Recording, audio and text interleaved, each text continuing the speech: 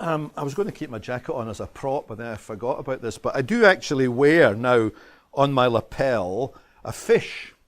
And it's very interesting, the reactions you get to this. One guy at the airport said to me, "Is that an angling club you're a member of?" But of course, the fish is a Christian symbol. It's a very early Christian symbol. The Greek word for fish is ichthus, with 5 letters. And the 5 letters form an acrostic, which can be used in Greek to give you the 5 words, Jesus Christ, Son of God, Saviour. And it is interesting that that fish, that symbol, became a kind of coded message that Christians used to recognize each other in a time when it was becoming difficult to be a Christian. There are some people who would say it's becoming quite difficult to be a Christian in modern Britain. Not physical persecution, although there is physical persecution of Christians around the world, as we know only too well, but there is an intellectual persecution of Christians in the modern world. And you would think from some quarters that all the troubles of our country stem from its Christian history. Indeed, there are undertones of that in the writings, for example, of Dawkins and Dennett and the new atheists, who say that religion and faith is the source of so much of the trouble in the world. That is patently not true, and much of what we enjoy in this country comes from our Christian tradition. Anyway, I started wearing that little lapel badge because it is a conversation starter, because it's quite interesting to move from angling clubs to talking about your faith in Christ. But I started to wear it when British Airways ruled that one of their employees, a baggage handler called Nadia Awida, was dismissed from her post for wearing a little cross on her lapel. She was told it was a violation of the dress code of British Airways. And Willie Walsh, the chief executive of British Airways, who's got a salary that big, said that he would deal with it himself. And so he leaned on this woman and got her dismissed. He began to change his mind when the American public said, "If that's how you treat Christians in British Airways, we'll be flying United from now on." And at that point, Willie Walsh thought, well, maybe we could come to some kind of accommodation about this. Which was interesting, because in British Airways you can wear a turban, or you can wear Muslim headscarves, but you can't wear a cross. And that was the point at which I said, I'm going to put a fish in my lapel, because I want people at least to ask what it's about and to be able to recognize a Christian symbol. Now, I've been a Christian for most of my life, and I am a Christian because I believe that Jesus Christ is the Son of God. I believe that God exists, and we're going to talk about that this morning. But more important than talking about the existence of God is to ask yourself the question, if God exists, would he make himself known to us? And it seems almost necessary that if God exists, he would in some way reveal himself to us. And I'm a Christian because I believe that God speaks to us in a variety of ways, but supremely in the person of Jesus Christ. Now, it was fashionable years ago to challenge the story about Jesus and to dispute whether Jesus ever lived. As a matter of record, there are no serious students of the New Testament now in our universities who would question that Jesus actually lived. The pivotal event in Jesus' life is his resurrection. And of course, in the modern age, the feeling is, well, miracles don't happen, so that can't be true. It's a lovely story, but it can't be true. Well, I'm a Christian because I believe it is true, absolutely true. I believe that the historical reality of Christ's resurrection is as secure a fact in history as any event in history.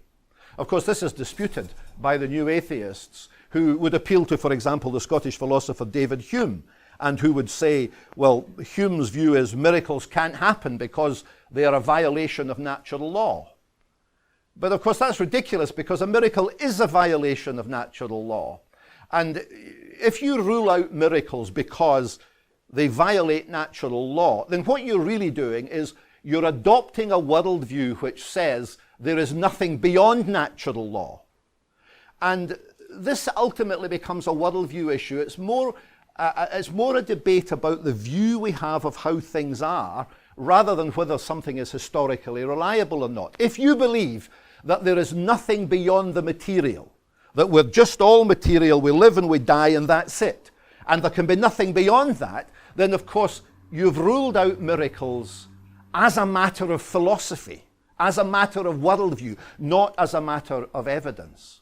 And that's kind of what I want to talk about today, but I want to talk about it more in the context of science, which happens to be the career path I chose in my life. I basically studied chemistry at university, did research in chemistry, taught chemistry, worked as an inspector of schools and an assistant director of education. These are the kind of jobs I've done, and much of what I've done has been initiated by my love of science, which I developed at school and which I've carried with me.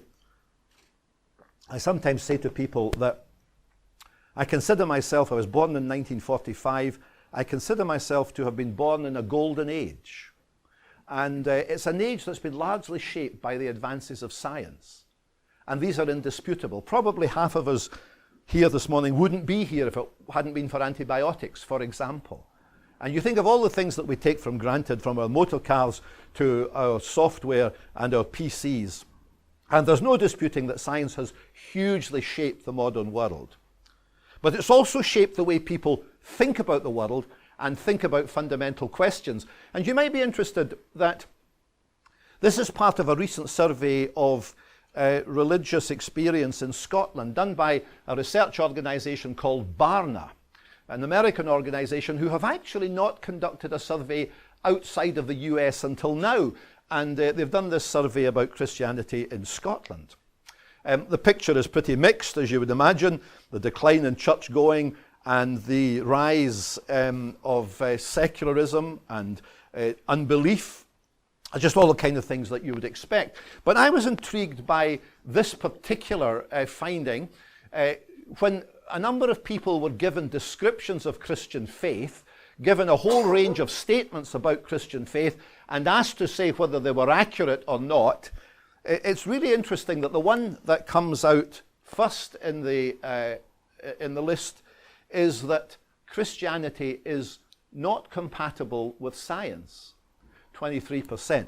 Now, the figures here are just a little confusing. That doesn't mean that 77% of people think that it is compatible with science. In fact, of a whole range of statements, these are the top 5 that people consider to be correct, with the most people who were surveyed picking that particular one. And that's the challenge I want to talk about this morning for a little time. Is Christian faith compatible with science? In fact, the situation is much worse than that appears to suggest. For example, a recent survey put Britain as one of the 6 least religious countries in the world. And another survey showed that up to 50% of young people in their teens and early 20s do not believe that God exists. Now, these are astonishing figures for a country like Scotland that was, with Switzerland, the bedrock of the Protestant Reformation, who has built its democracy, its freedom, and its way of life on the Judeo-Christian tradition. Now we have up to half of the rising generation who no longer regard this as being true in any sense. So, is Christianity compatible with science? Well, let's think about science for a moment or two. You probably know the name Professor Stephen Hawking. And Stephen Hawking in July announced a new project, which was to spend £75 million to survey the million stars nearest to the Earth to find signs of life on other planets. And this is his justification for it. We believe that life arose spontaneously in Earth.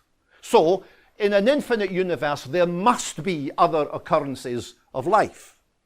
Now, that's pretty impressive. Stephen Hawking's a pretty impressive guy.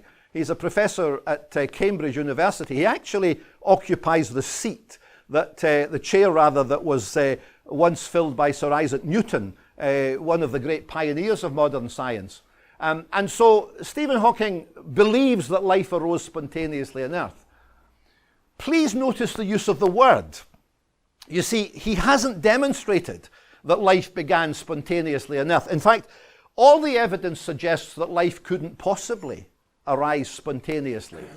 In medieval times, it was believed that life would arise spontaneously, as for example on rotting food and so on, before there was any knowledge of microbes. And it was Pasteur who showed that life cannot emerged spontaneously on Earth. But there's a new view of this, which is that at some point in the distant past, life somehow by chance got started on Earth. So we believe that this is the case, therefore there must be occurrences of life on other planets. And if you think about that for a moment, what you are dealing with is not scientific fact. What you are dealing with is an assumption that leads to an assertion. And sometimes it's very hard for the layperson to observe this in modern science, that what is often presented as indisputable fact is indeed nothing more than an assumption. So if you assume that life arose spontaneously on Earth, then it seems logical that it must arise spontaneously elsewhere. And to most people, that's what science has shown. But it's nothing of the kind. It is a belief system. In fact, it's a worldview issue. What you have is the statement of a scientist who does not believe that there can be anything beyond nature that caused life, and therefore it must have arisen spontaneously, even if we don't know how that happened. I'm offering you a DVD to buy at the end, for a very modest price, I must say. But in this DVD, there's a remarkable interview with Richard Dawkins, in which, pressed about the origin of life, he says, well, we just don't know. We know it must have happened, but we don't know. So right at the basis of the whole dispute about life, there is "we don't know" by Dawkins, and there is "we believe" by Stephen Hawking. And so it's important to see that what you're dealing with here is a view of life, not a scientific reality.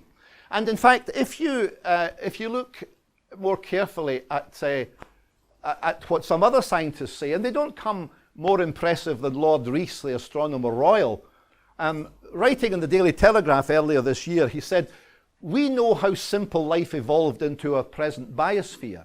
Well, I would dispute that, but okay, let's just leave that for a moment.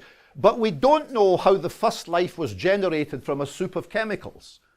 It might have involved a fluke so rare that it happened only once in the entire galaxy. Now, this is what you call the fluke theory of the origin of life.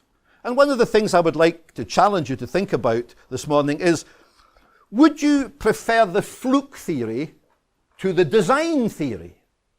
I mean, the reality is that life is so incredibly complicated that almost everyone who studies it says it is almost inconceivable that this could have arisen by chance. In fact, Francis Crick, one of the co-discoverers of the chemical structure of DNA in 1953, said, "Such is the complexity of this that it would take almost a miracle to get life started."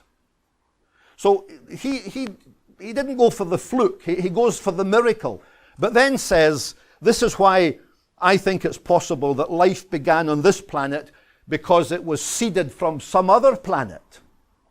But of course, that just raises the schoolboy's question, which is, but please, sir, how did it start on the other planet? And all that does is it postpones the problem, and the problem is, looking at the complexity of life, are you attracted to the fluke theory, or would you prefer the design theory? Now, when we're talking science, we're talking about rational, logical thought. And my contention would be that the design theory is a lot more attractive than the fluke theory. I'm going to skip this and that. And I want to come to something that has recently caught my attention and become something of a passion. And it is the position of intelligent design. Now, if you've heard this, you'll know that intelligent design is a kind of radioactive word. It's a completely toxic word. It's a word on which the new atheists pour utter derision. I mean, these people are creationists. And if they're creationists, then they're really freaky.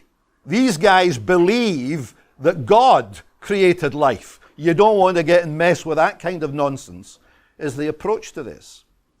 But if you pause for a moment, you'll see that from the definition of intelligent design, you'll notice it's not a religious position at all.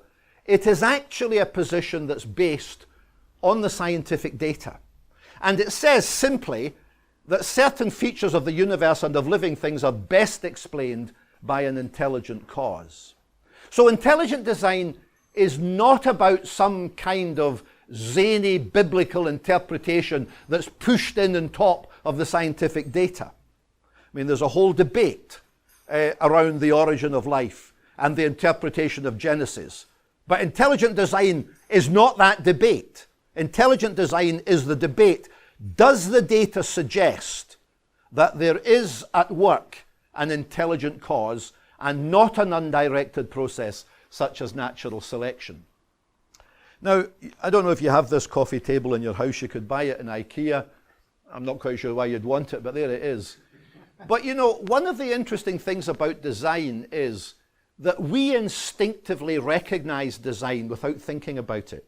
In fact, it's very difficult to find anything anywhere that's not designed. I mean, if you were to look around this room, it would be very difficult to identify anything that's not designed.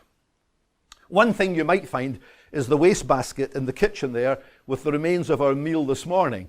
The way in which that's lying in some plastic bag is a random collection of bits and pieces, and that's not designed. Although there are elements of that themselves which are designed, but the collection of stuff is not designed. The other example I'm sometimes given when I got this from a senior school pupil is that the ashes in a fire are not designed. And that's true, but by and large, everything around us is designed. And the way in which we recognize design is that we recognize that design has two characteristics. One is low probability. That is, this is not something that will occur by any random process or indeed by any natural law that we know of. I mean, if I said to you that that table was the result of an explosion in a wood yard, you'd be forgiven for thinking I was off the wall. So we know that this kind of thing doesn't appear naturally or randomly. And we also know that this object corresponds to a pattern that has been devised by someone. Someone drew a pattern, perhaps put it into software, and then that was given to some operative who turned that into the object that we look at. So low probability and high specificity are the way in which we recognize design. I mean, you've probably never thought about that before, but we just know instinctively the difference between things that are designed and things that are not designed. And the question then is life designed? Well, I'd like to suggest briefly 5 areas in which this design becomes apparent. And the first is what we might call our intuition. We know instinctively that there are things that look right and look wrong. And so when we look at the world, this is a picture that I took some years ago at a lake in Canada. These are Canadian geese. And you may recognize, if you're a parent, the kind of panic where 2 parent geese are trying to herd this bunch of wee guys across the lake without getting eaten by something else. And I remember when I looked at this at first, I thought, what a beautiful picture. In fact, for me, it was almost a moment of worship. And I'm expected to believe that all of this is the result of random blind forces that had no intentionality about them and just the result of chance. Mind you, even at that, you've got to ask yourself where the blind forces came from. Because you think you've explained something away when you say, well, that's just natural law and blind forces. You've still got the problem of where the blind forces came from. Because they've got to have come from somewhere. And so there's an even deeper problem, which, you know, is quite a serious objection to the chance random theory of life. But anyway, there it is. My intuition, and probably yours, suggests design. Now, in science, you don't take intuition as the final word. There are things in science that are counterintuitive, but you don't abandon your intuition unless you have very good reasons for doing so. And then a second thing is the existence of our mind and our brain. Most people in Scotland say, I'm no very intelligent. Well, they are intelligent. We are all intelligent. I mean, I say to people, I've got a photographic memory. It needs developing. You know, I mean, we've all got memories and we've all got intelligence. And if you stop to think about it, It's the most obvious feature of our lives, and it's the most inexplicable. There is no scientific theory of consciousness. There's no credible theory of how we are conscious beings. The Darwinian explanation is that our mind and our consciousness is just the accidental byproduct of physics and chemistry. And there are serious scientists who say that we're not really in control of our thoughts. It's just chemical reactions firing off in our brain. So when you chose the black pudding or the haggis this morning, nothing to do with you. It was just chemical force. I mean, if that's not counterintuitive, I don't know what is. And Thomas Nagel, a world-class philosopher, says the existence of consciousness is both one of the most familiar and one of the most astounding things about the world. And if science leaves us in the dark about consciousness, it shows that it cannot provide the basic form of intelligibility for this world. Now, that's a quote from a book by Nagel called Mind and Cosmos. And you won't be able to see the subtitle, but the subtitle says, "Why the Neo-Darwinian conception of nature is almost certainly false." So, I mean, that's pretty controversial. What he's saying is, if Darwinism can't explain consciousness, and it can't, then it doesn't really explain anything, because that's the thing you've got to explain. In fact, Nagel goes a little further. He says that Darwinism is a heroic triumph of ideological theory over common sense.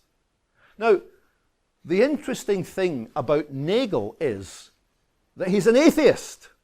Like, this guy's an atheist. And he says Darwinism is a triumph of ideology over common sense. I mean, that's pretty profound. And he's not alone. He's not alone in beginning to question whether the standard explanations that we're given of how we got here and who we are really not up to task. And then the third thing I want to talk about is what I call intentionality. This is around an area that's known as fine-tuning, and it has to do with the fact that the universe we live in appears to be finely tuned for life in a most remarkable way. I don't know if you saw the eclipse recently. You probably wouldn't see it in Scotland because it's always raining. I actually was in the Lake District, and I just saw it for a few seconds, the moon going over the face of the sun. I had dark glasses on, but you know, it was one of these experiences for all the senses, you know, to see this dark shadow going across the sun and then moving on. And that kind of, those just minutes of quietness, you know, when things dull down a bit and you get a sense of these bodies moving in the cosmos. The incredible thing is that the sun is 400 times bigger than the moon. But it's also exactly 400 times further away, so that the sun and the moon look exactly the same size in the sky. And there was a television program, a live program about the eclipse, and somebody said to Brian Cox, "Is it not rather interesting that the sun is 400 times greater than the moon, but also 400 times further away?" "Yes," he said, "an absolute coincidence." See, this is on a par with the fluke theory. An absolute coincidence. Well, is it a coincidence? The thing is, you see, that there are so many of these coincidences that you do begin to wonder. Here, for example, is another coincidence. This liquid is the most remarkable liquid in the world, actually. All liquids, when they cool, become heavier and sink, and so liquids freeze from the bottom up. But water does it the other way around, and as far as I know, it's the only liquid that does that. Water does it from the top down. Now, what happens is that when water freezes, the colder water sinks, and then at 4 degrees centigrade, you get this curious effect where the molecules of water, these V-shaped molecules of water, line up and begin to move apart to form the lattice structure of ice.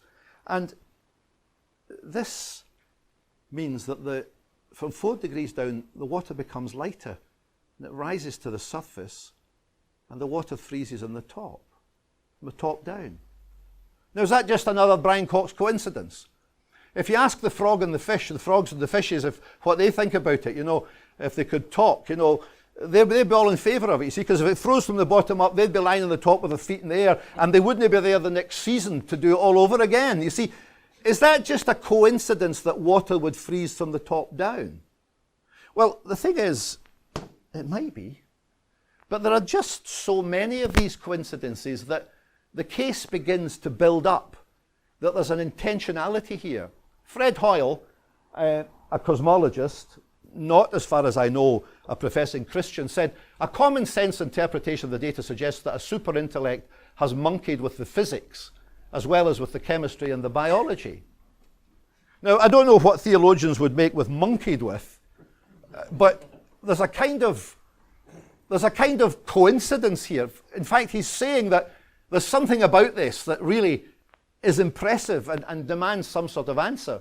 And in a lecture in 1982, and I only found this recently, Fred Hoyle said this: if one proceeds directly and straightforwardly in this matter, without being deflected by a fear of incurring the wrath of scientific opinion, one arrives at the conclusion that biomaterials with their amazing measure of order must be the outcome of intelligent design. I'm not sure if he would say that now. You want to get this DVD and find out what happens to American scientists in American universities, that great center of freedom. You want to find out what happens to them when they use the words intelligent design. He says no other possibility I have been able to think of. So we've got intuition, we've got intelligence, we've got intentionality, and now I want you to think for a moment about what I'm going to call intricacy. This is a stylized diagram of a bacterium, single-cell organism. Your gut is full of them. In fact, they're busy at work helping to digest that breakfast you've just so much enjoyed. Don't let that put you off it. I mean, we couldn't live without bacteria. Most of them are our friends. There are a few of them that are pathogenic that would kill us, and those are the ones that we need antibiotics for. But you know, this single cell is a most incredible hive of activity, as all living cells are. I mean, Darwin knew nothing about this.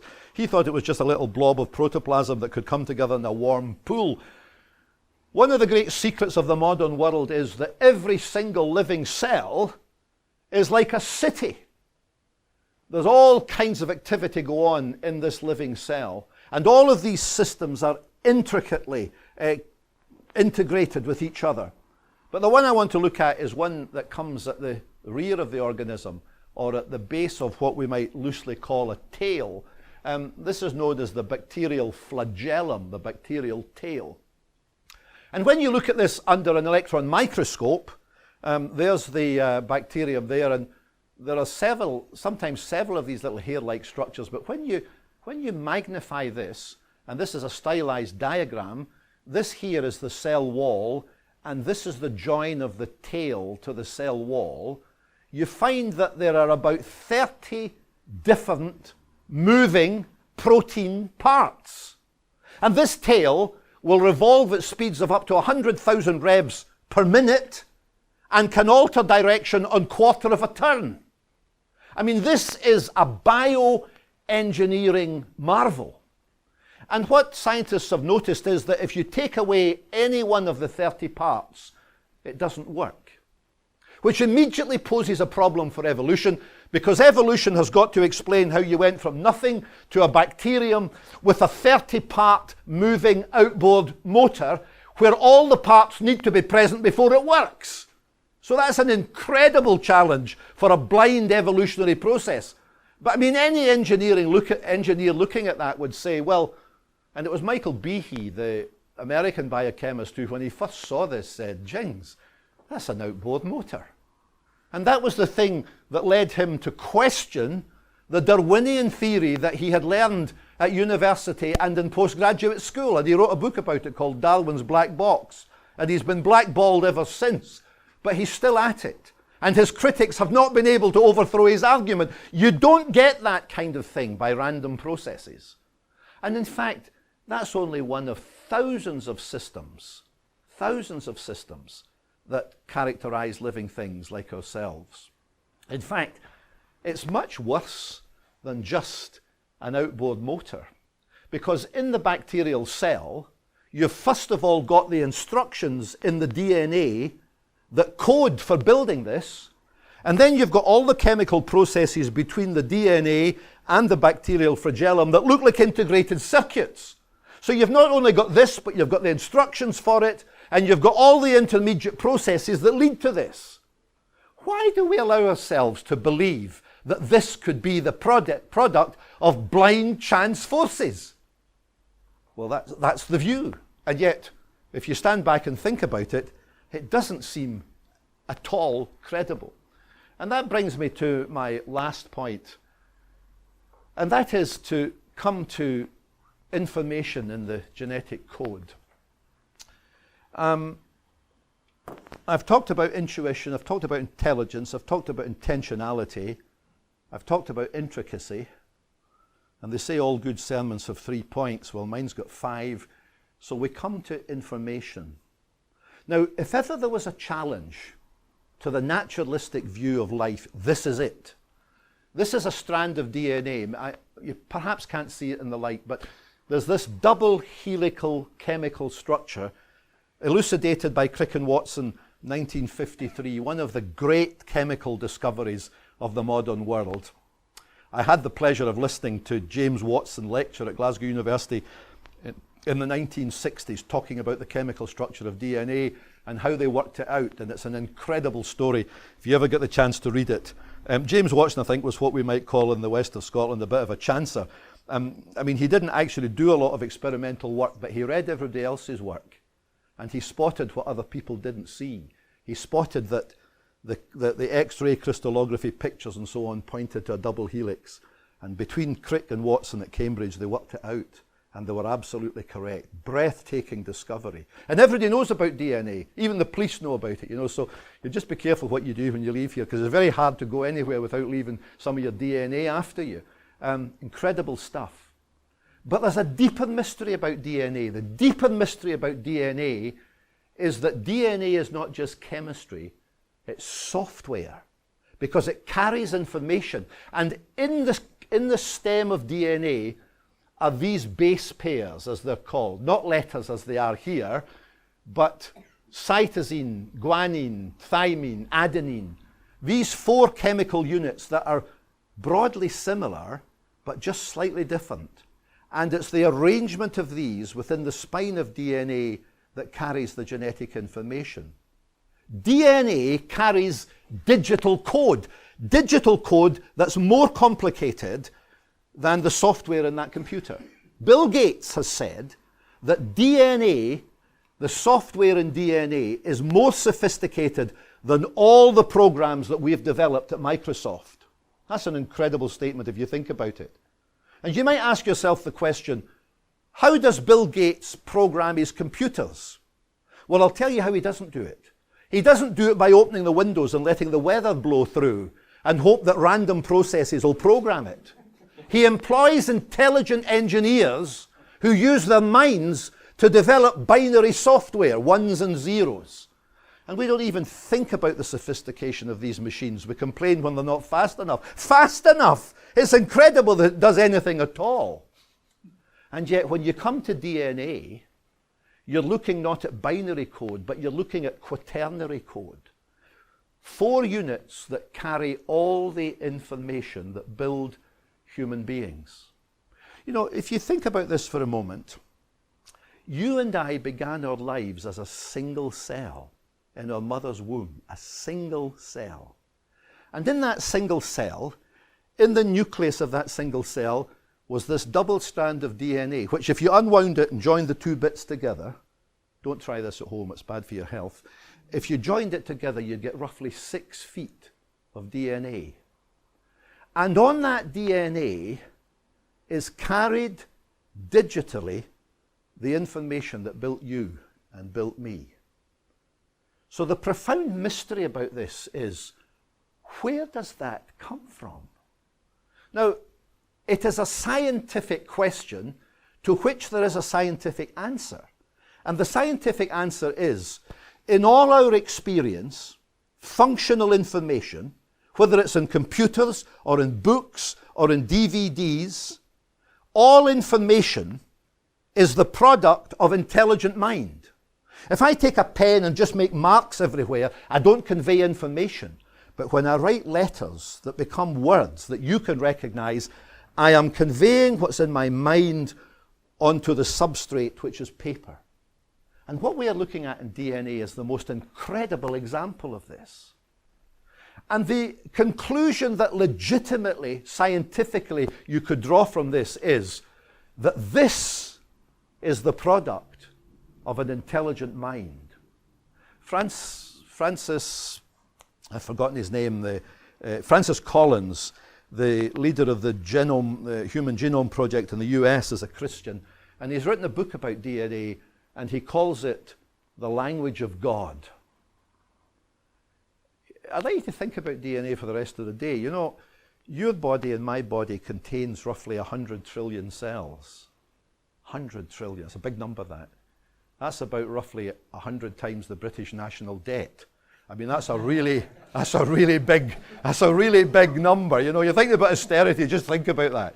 £1 trillion, 1.5 trillion actually, we owe the rest of the world. 100 trillion cells. You know, there's a little calculation you can do. Every cell in your body has 6 feet of DNA. And that 6 feet of DNA, there's a complete set in every cell. If you were to join all the DNA in your body together in a line, and definitely don't try this at home because it would kill you, you would get a chemical line that would reach to the moon and back. I used to say 8,000 times, and somebody said to me, "You sure about that?" "I think you're wrong," they said. You need to recalculate that. I did. It's 200,000 times. You know, what we are looking at the base of life is the most incredible example of an immaterial reality. Information is an immaterial reality that is rooted in a material substrate. Here we have, in every cell in our body, an information source that is beyond anything that we encounter in our everyday lives. And I'm expected to believe that this is the result of blind chance. Intelligent mind is a known source of specified functional information like computer software. And Stephen Meyer, who was the guy I heard lecturing on this, who's written a book about it called Signature in the Cell, says, information is the hallmark of mind. And purely from the evidence of genetics and biology, we can infer the existence of a mind that's far greater than our own, a conscious, purposeful, rational, intelligent designer who's amazingly creative. There's no getting around it.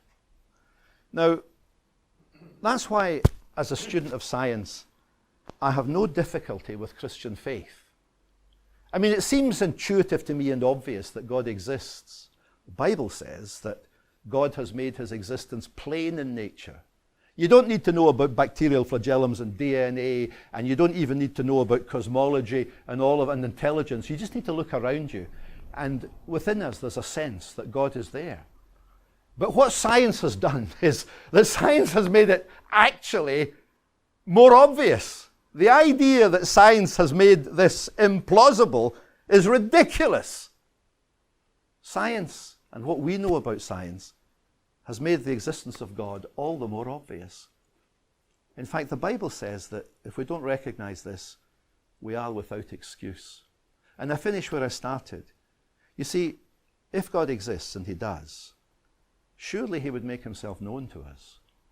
And I'm a Christian because I believe that God has made himself known to us by becoming one of us in the person of Jesus Christ, his Son.